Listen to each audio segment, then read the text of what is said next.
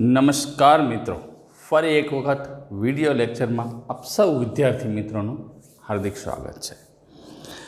મિત્રો, તમે જાણો છો એ પ્રમાણે પ્રકરણ નંબર 1 ગણ સેટ્સ આપણે શરૂ છે અને એની અંદર સ્વાધ્યાય 1 આપણે ચાલી રહ્યું છે। સ્વાધ્યાય 1ની અંદર શરૂઆતના બે પ્રશ્ન આપણે પરિપૂર્ણ કરેલા છે। ગણ શું છે, યોગગણ કોને કહેવાય, છેદગણ કોને કહેવાય, ઉપગણ કોને કહેવાય, આ તમામ પ્રકારની માહિતીઓ આપણે આ પ્રકરણની અંદર લીધી છે। પૂરક ગણ, વિભાજનના નિયમો, દ મોર્ગનનો નિયમ, પૂરક ક્રિયાના ગુણધર્મો, આ બધી જ માહિતી સિવાય વ્યવહારિક કુટ પ્રશ્નો ઉકેલવા માટેના સૂત્રો, આ તમામ માહિતીઓ આપણી પાસે છે આ પ્રકરણની અંદર। હવે સ્વાધ્યાય 1ની અંદર જે કંઈ પણ કનેક્ટેડ ક્વેશ્ચન છે એ આપણે સોલ્વ કરવાના છે। તો સૌથી પહેલાં આપણે બે પ્રશ્ન સોલ્વ કરેલા હતા મિત્રો। ત્રીજો પ્રશ્ન આપણી પાસે છે ક્વેશ્ચન નંબર 3।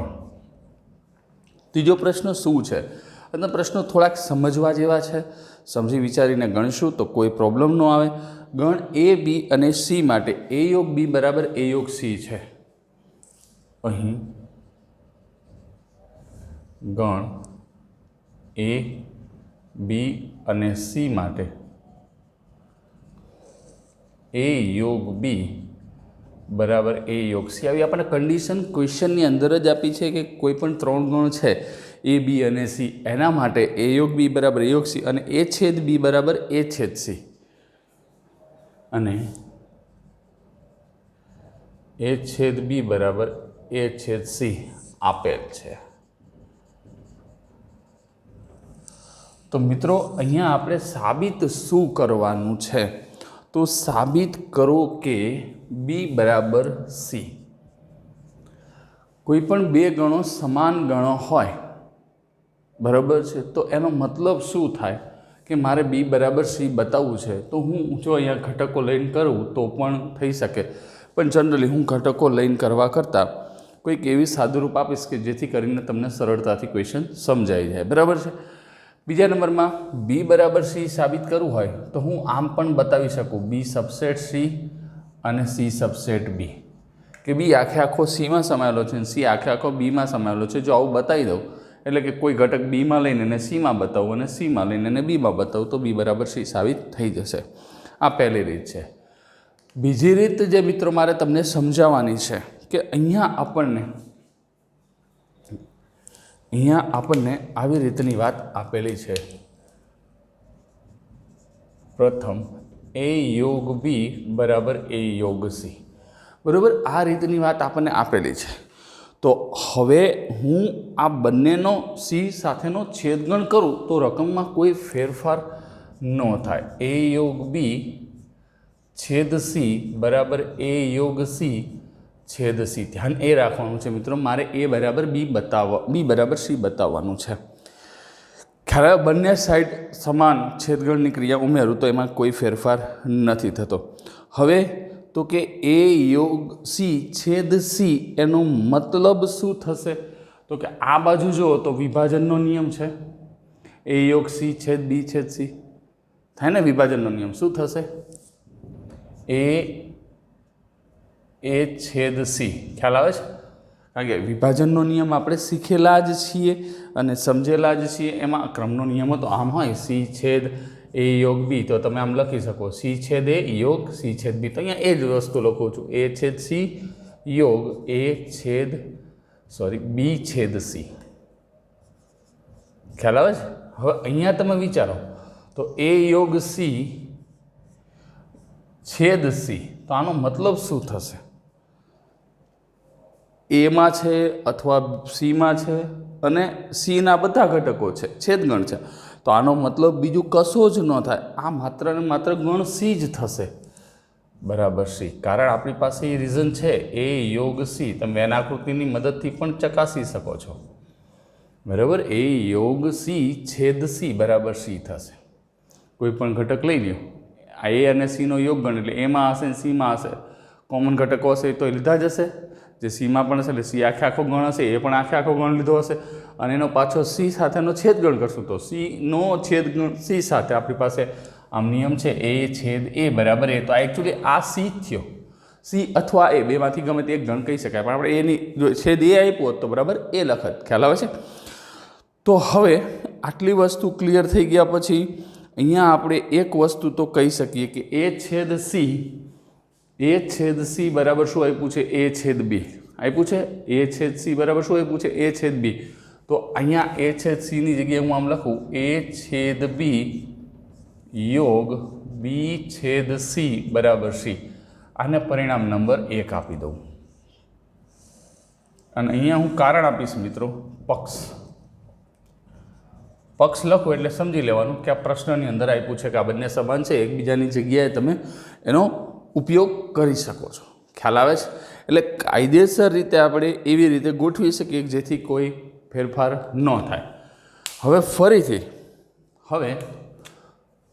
ફરીથી હું આ જ પરિણામનો ઉપયોગ કરું. એ યોગ બી, આ સીની કિંમત આવીને આવી બીની કિંમત આવે આપણું કામ પૂરું થઈ જશે. એ યોગ સી. તો હવે મિત્રો આનો હું બી સાથેનો છેદગણ લઉં, બંને સાઈડ બી સાથેનો છેદગણ લઉં તો કરો જે કઈ રીતે સોલ્વ કરશો ઉપર પ્રમાણે કરવાનું છે.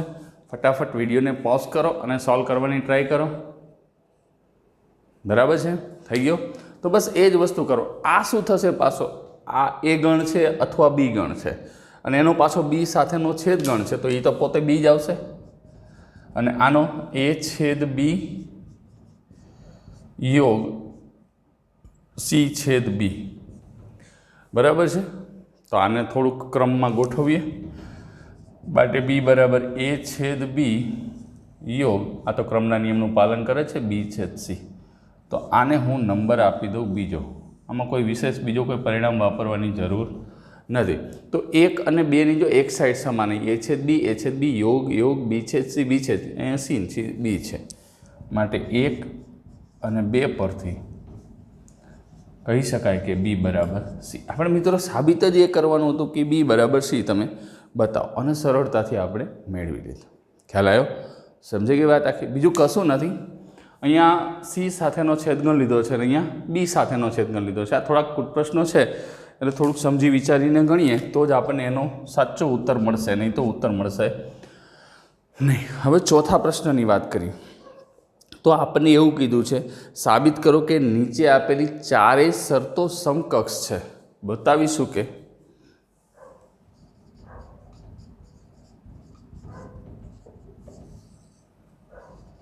આપેલ ચારેય શરતો સમકક્ષ છે. પહેલાં મિત્રો શરતો લખી નાખશું, વારાફરતી વારા શરતો લખી અને પછી જ આપણે એના ઉપર આગળ વધશું. એ સબસેટ બી એ માઇનસ બી બરાબર 5, એ સબસેટ બી એ માઇનસ બી બરાબર 5. પહેલાં તમારા મગજમાં ક્લિયર હોવું જોઈએ કે સમકક્ષ એટલે શું. સમકક્ષ એટલે શું એ શબ્દ પહેલાં વિચારો. સમકક્ષ કોને કહેવાય? સમાન કક્ષા એવું નથી વિચારતો, પણ જે બંને સમાન જ ગણ હોય, સમકક્ષ એટલે એક જ સરખા હોય એને આપણે સમકક્ષ કહીશું. એ યોગ બી બરાબર બી છે અને એ છેદ બી બરાબર એ છે. એ યોગ બી બરાબર બી અને ચોથું એ છેદ બી બરાબર એ. આવી રીતની 4 શરતો આપી છે. આ ચાર શરતો સમકક્ષ છે એવું આપણે સાબિત કરવાનું છે. સમકક્ષ છે એટલે બીજું વિશેષ કંઈ નથી કરવાનું મિત્રો, પણ 4 ઇક્વિવેલન્ટ એટલે સમાન જ છે, એક જ છે એવું આપણે સાબિત કરવાનું છે. ખ્યાલ? કઈ 4 શરતો છે તો કે એ સબસેટ બી એ માઇનસ બી બરાબર 5, એ યોગ બી બરાબર બી અને એ છેદ બી બરાબર એ. તો આને સાબિત કેવી રીતે કરું? પરીક્ષામાં કઈ રીતે પૂછાય છે આવા ક્વેશ્ચન, એ વસ્તુ આખી જુદી છે. અત્યારે તો આપણે ખાસ આની થિયરમ પરફેક્ટલી સમજાઈ જાય અને યોગ્ય રીતે આપણે ગોઠવી શકીએ. પહેલાં હું શું કરું? 1 અને 2 સમાન છે. પ્રથમ બતાવીશું કે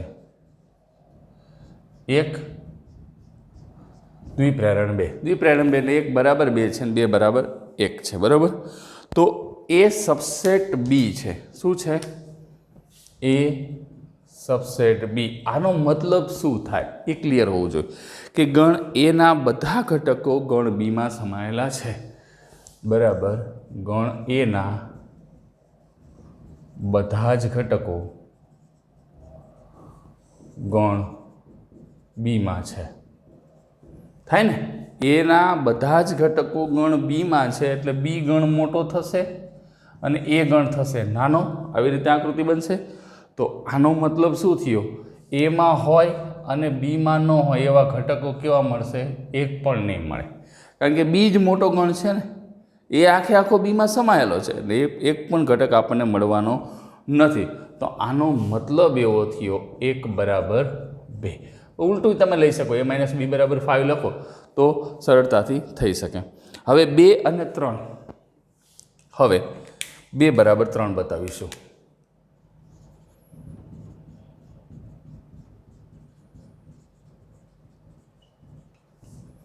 એટલે એકદમ શાંતિથી, આમાં વિશેષ કંઈ નવી વાત નથી, પણ જે વસ્તુ આપણે શીખેલા છીએ એને વ્યવસ્થિત લખ્યું કેવી રીતે એ જ વાત મારે તમને આજે શીખવવાની છે, નવી કોઈ વાત શીખવવાની નથી. હવે આપણને શું આપ્યું છે? a માઇનસ બી બરાબર 5 છે. જો શું છે? a માઇનસ બી બરાબર 5. a માઇનસ બી બરાબર 5 આપણે બતાવવાનું શું છે? a અને બીનો યોગ ગણ કરું તો આખો ગણ બી મળે. હવે a માઇનસ બી બરાબર 5 હોય તો એ આખો બીમાં સમાયેલો હોય. યાદ આવે છે? મેં એક થિયરી શીખવાડી હતી. એ સબસેટ બી હોય તો આપણે સ્પષ્ટપણે કહી શકીએ કે એ અને બીનો યોગ ગણ બી જ થાય. આકૃતિ હમણાં જ મેં દોરી હતી, વેન આકૃતિ. આ એ સબસેટ બી હોય તો આ બેનો યોગ ગણ કરો તો મોટો ગણ જ આવશે, તો બી થશે. તો આ 2 બરાબર 3 પણ સરળતાથી સાબિત થઈ ગયું. માટે 2 બરાબર 3. હવે શું બતાવીશું મિત્રો? તો કે હવે પાછું આપણે ચારેય શરત સમકક્ષ છે. હું આડેધડ સાબિતી નથી આપતો, તમને પરફેક્ટ સમજાવું છું કે ભાઈ આવી રીતે તમે સાબિત કરો એટલે તમને કંઈ પ્રોબ્લેમ ન આવે. હવે 3 બરાબર 4 બતાવીશ. હવે 3 ડબલ ઇમ્પ્લાઇઝ 4 બતાવીએ તો એનો મતલબ શું થશે? એ યોગ બી બરાબર બી લઈશ અને એ છેદ બી બરાબર એ બતાવીશ. આમ તમે જનરલી જુઓ કોઈ પણ ઉદાહરણ લઈ તો 4 શરતો એક જ સરખી આવે, એક જ સરખા જવાબ આપે, બરાબર. હવે આપણી પાસે છે શું અહીંયા? એ યોગ બી બરાબર બી છે આપણી પાસે, બરાબર છે. બતાવવાનું છે શું? એ છેદ બી બરાબર એ. તો એ યોગ બી બરાબર બી છે તો એ આખો બીમાં સમાયેલો હોય છે. ડબલ ઇમ્પ્લાઇઝ આના ઉપરથી આવું લખી શકીએ, એ બીની અંદર સમાયેલો હશે. જો તો આનો મતલબ અહીંયા ક્લિયર જ છે. તો બેનો છેદગણ કરું એ જ વસ્તુ લખવાની છે, નવી કોઈ. અહીંયા સ્ટેપ બાય સ્ટેપ સાબિતી તમે આપવાનું વિચારો પણ વાત તો એક જ છે. એ છેદ બી બરાબર એ, તો એનો મતલબ 3 બરાબર 4 થઈ ગઈ સમકક્ષ. હવે આ પ્રશ્નને હજી પરફેક્ટ સમજવા માટે ફરી એક વખત આને સમજાવી દઉં. અહીંયા ક્વેશ્ચન આખો પૂરો થઈ ગયો છે. માટે 1 બરાબર 2 બરાબર 3 ડબલ ઇમ્પ્લાઇઝ છે બરાબર 4 માટે આપેલ ચારેય શરતો સમકક્ષ છે, સમાન છે. જો એ સબસેટ બી છે એનો મતલબ ગણ એના બધા ઘટકો ગણ બીમાં સમાયેલા છે એવું મેં લીધું. તો વ્યાખ્યા ઉપરથી આપણે કહીએ કે એ માઇનસ બી બરાબર 5 થાય. હવે એ અને બીનો ગણ, એ અને બીનો તફાવત ગણ ખાલી ગણ છે, તેનો મતલબ એ આખો બીમાં સમાયેલો હોય તો જ આ વસ્તુ શક્ય બને. તો એ આખો બીમાં સમાયેલો તો આ બે ગણોનું યોગગણ કરું મોટો ગણ મળશે, યોગગણ બી. અને યોગગણ બી થતો હોય તો છેદગણ શું થાય? નાનો ગણ થાય. વ્યાખ્યાઓ છે જ આપણી પાસે, ઇક્વિવેલન્ટ થઈ ગયું. રેડી? હવે આપણે પહોંચ્યા પ્રશ્ન ક્રમાંક 5, ક્વેશ્ચન નંબર 5. થોડા કટપટિયા પ્રશ્નો છે પણ સરળ છે. સાબિત કરો કે જો એ બીનો ઉપગણ હોય, એ સબસેટ બી હોય, બતાવીશું કે એ સબસેટ બી હોય તો શું છે? સી માઇનસ બી, સી બહુ ધ્યાનથી સમજશું, C minus B subset C minus A, C minus B subset C minus a. બરાબર, આવું આપણે બતાવવાનું છે. હવે કઈ રીતે આને સેટ કરશું? સી માઇનસ બી એટલે તફાવત ગણવાની વાત છે.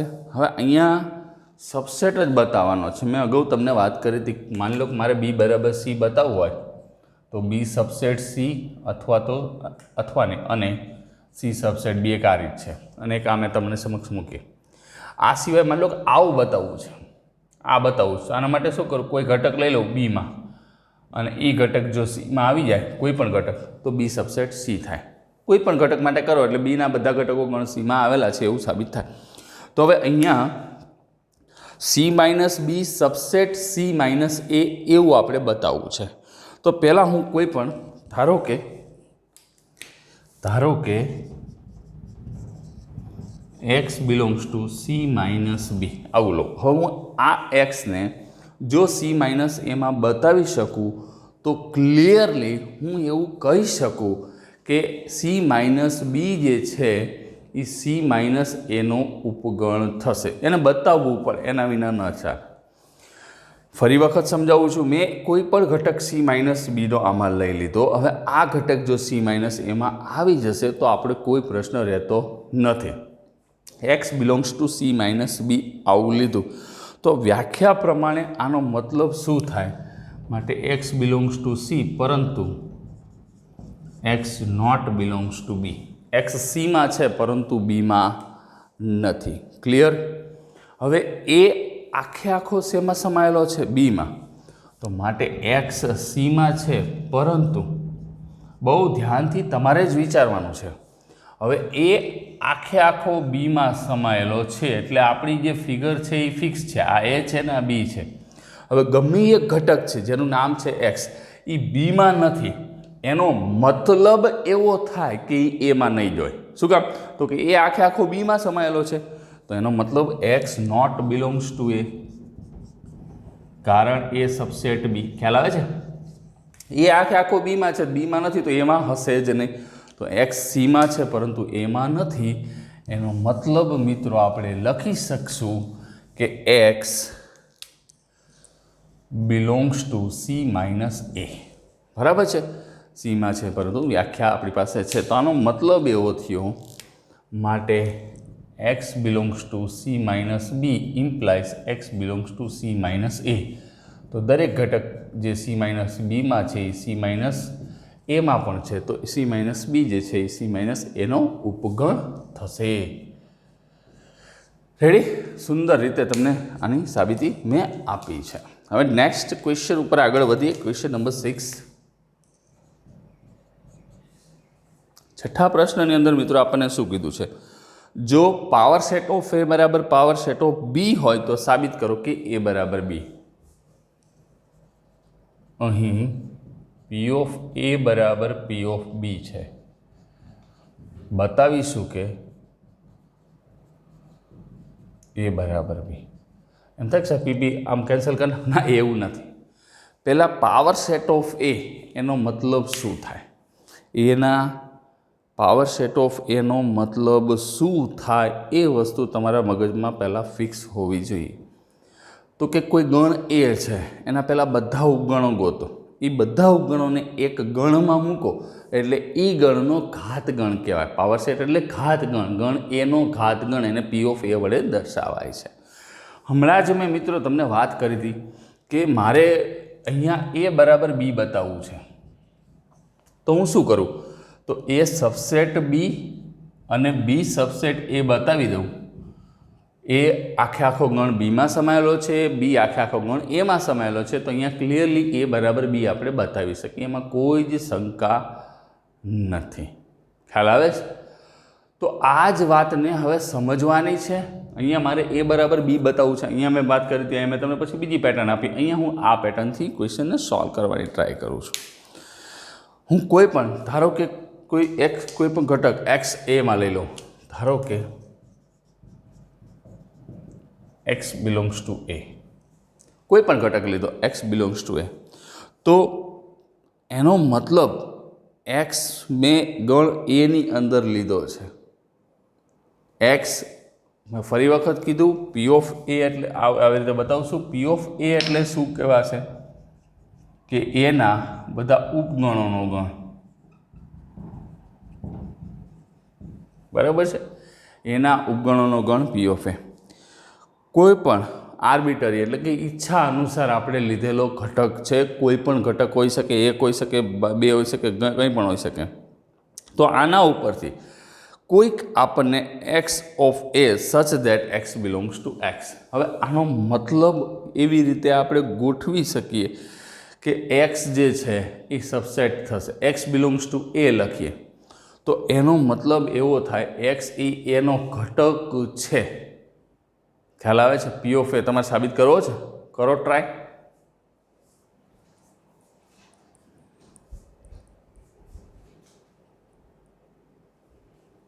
આવડી જશે, કરી નાખશો ઘેર સરળતાથી, તો કોઈ પ્રશ્ન છે નહીં, કારણ કે બહુ સિમ્પલ વસ્તુ જ છે કે માટે એનો કોઈ ઉપગણ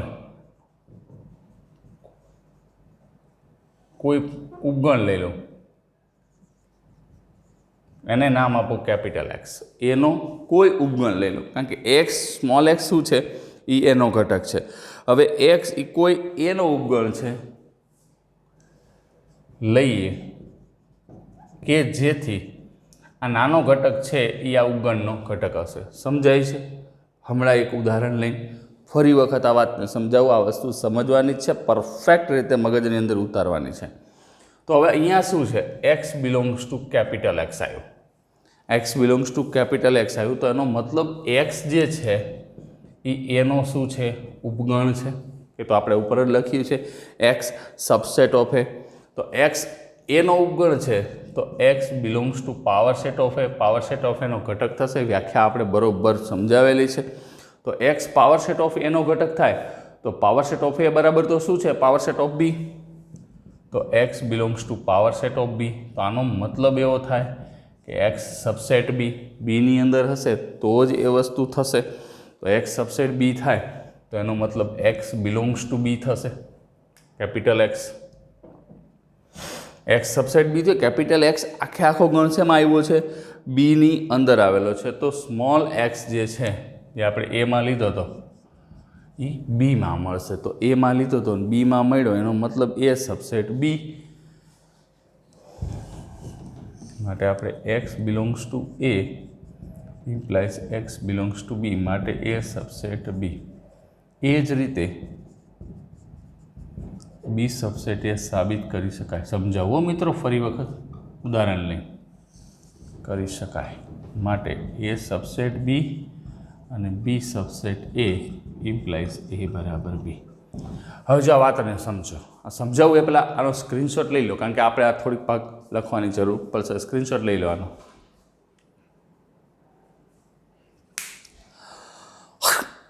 હવે જો સમજો વાતને કે અહીંયા ક્વેશ્ચન શું કહેવા માંગે છે આપણને, અને આપણે કઈ રીતે એને સેટ કરવાનો છે કે જેટલી પરફેક્શન માહિતી હશે એટલો જ આપણને બેનિફિટ થશે. હું આ પ્રશ્ન આખો ફરી વખત સમજાવું છું, જેથી કરીને તમને કોઈ તકલીફ ન પડે, એટલે ક્વેરી ના રહે.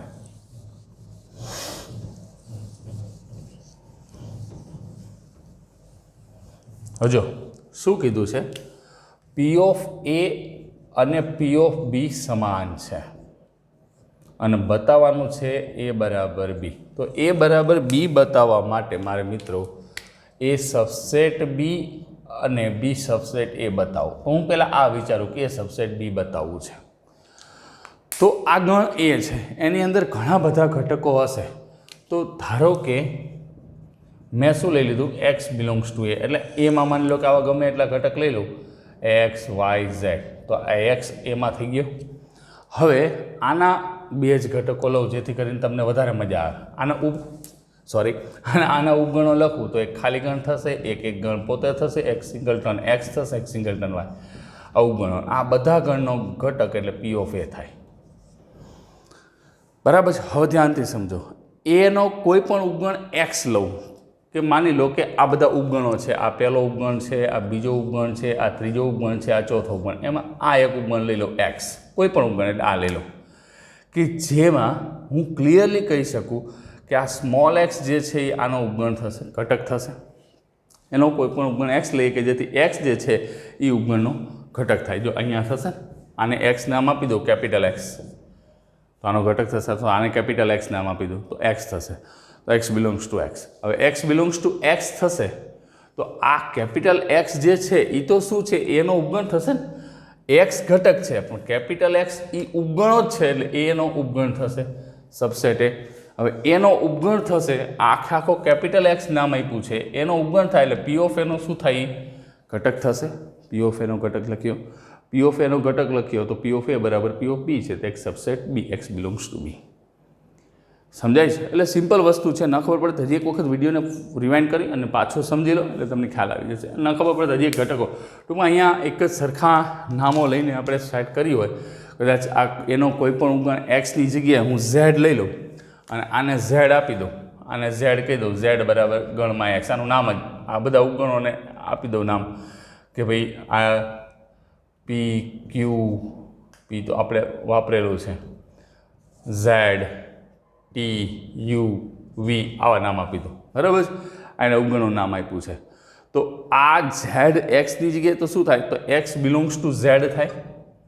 એક્સ બિલોંગ્સ ટુ આ સ્મોલ એક્સ છે એ ઝેડ બરાબર શું છે, તો કે ગણમાં એક્સ છે, તો એક્સ બિલોંગ્સ ટુ ઝેડ થશે ને. તો એવી રીતે અહીંયા કેપિટલ એક્સ નામ આપ્યું છે. પછી તો બધું સામાન્ય છે. રેડી? તો આ રીતે તમે એને સમજી શકો છો અને ગણી શકો છો.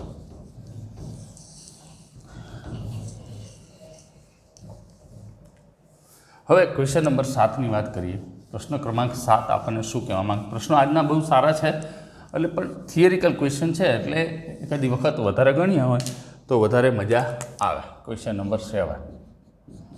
7મો ક્વેશ્ચન આપણને શું કહે છે પહેલાં એ સમજી લઈએ કે 7મા પ્રશ્નમાં કોઈ પણ ગણ એ અને બી માટે પી ઓફ એ યોગ પી ઓફ બી બરાબર પી ઓફ એ યોગ બી સત્ય છે.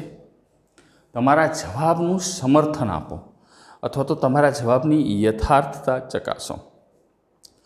કોઈ પણ ગણ એ અને બી માટે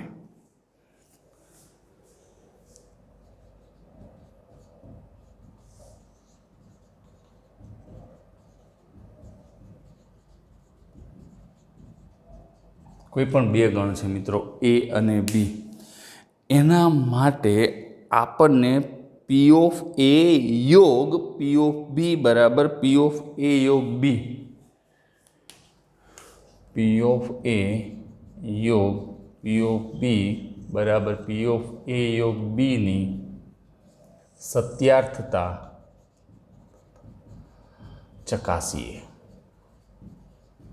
ગમે તે બે ગણ હોય એના માટે આ બેની સત્યાર્થતા આપણે ચકાસવાની છે. તો પહેલાં તો આ સાચું છે કે ખોટું એ હું કઈ રીતે નક્કી કરું. તો મિત્રો જો સાચું હોય ને તો મેં આગલા ઘણા બધા ક્વેશ્ચન સોલ્વ કર્યા. હવે સાચું હોય તો થિયરિકલ બધા ગણો માટે સત્ય પડવું, અને ખોટું હોય તો મારી પાસે એક ઉદાહરણ એવું આવી જવું જોઈએ જે આ વાતનું સમર્થન ના કરતું હોય તો એ વાત પૂરી થઈ જાય. તો હું એક ઉદાહરણ લઈ લઉં કે જેથી કરીને આ સત્ય છે કે અસત્ય. જો સત્ય હશે તો આપણે બીજું ત્રીજું ઉદાહરણ જોશું અને આપણને પહેલાં જ ઉદાહરણમાં ખબર પડી જાય કે આ અસત્ય છે તો આપણું કામ અહીંયા પૂરું થઈ જશે. તો જો ધારો કે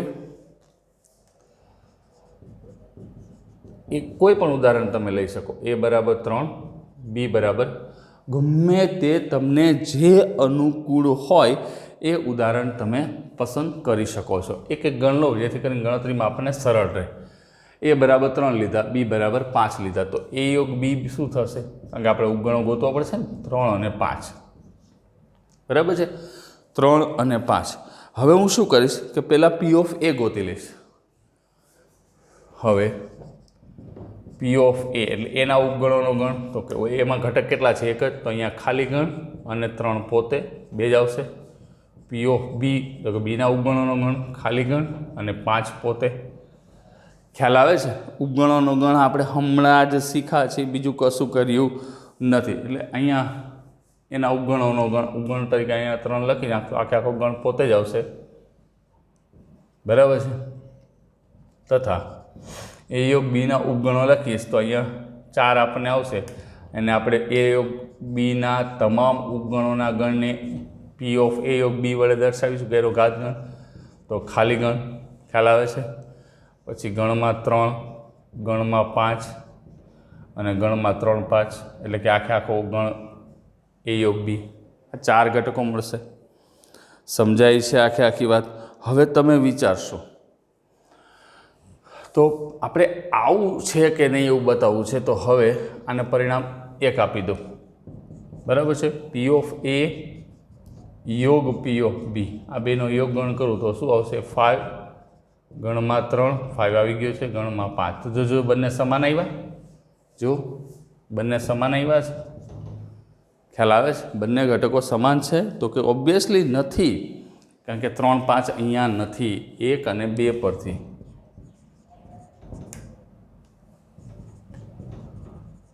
કહી શકાય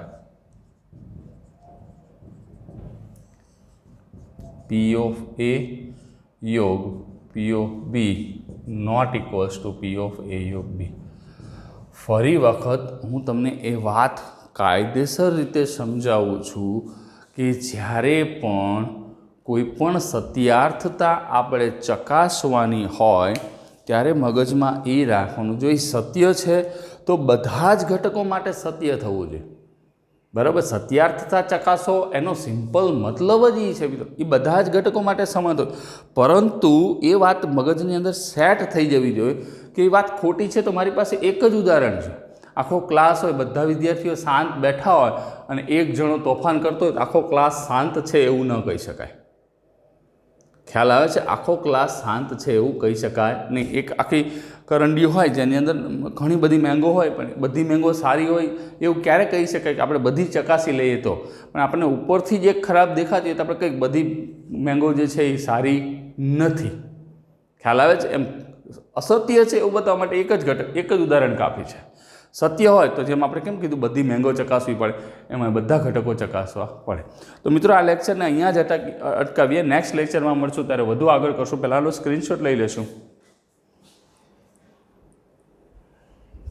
આજના પ્રશ્નો થોડાક વિશેષ સારા છે, થિયરિકલ છે, એટલે આજના પ્રશ્નો 2 થી વધુ વખત એટલે 3 વખત હોમવર્કમાં લખી અને તમારે સબમિટ કરાવવાના રહેશે. ઓકે મિત્રો, stay home, stay safe, stay with mathematics. Have a nice day, friends.